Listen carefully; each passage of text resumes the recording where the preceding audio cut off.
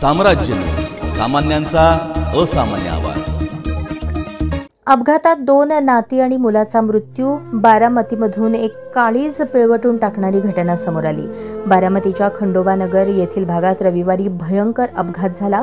डंपरने बाईकला धडक दिल्याने झालेल्या या अपघातात वडील आणि सोबत असलेल्या 2 चिमुकल्या मुलींचा दुर्दैवी अंत झाला।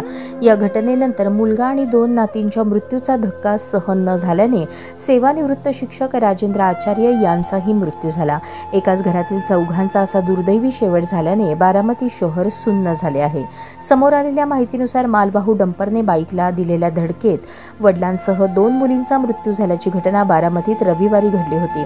मोरगाव रस्त्यावरील महात्मा फुले चौकात सकाळी 11:30च्या सुमारेस हा अपघात झाला। या दुर्घटनेत ओंकार आचार्य, सणसर, तालुका इंदापूर, सध्या राहणार मोरगाव रोड, बारामती यांच्यासह त्यांच्या 2ही मुली मधुरा व सई यांना आपला जीव गमवावा लागला। ओंकार यांचा जागीच मृत्यू झाला तर त्यांच्या 2 मुलींचा उपचारादरम्यान मृत्यू झाला। घटनेनंतर आचार्य कुटुंबावर दुःखाचा डोंगर कोसळला।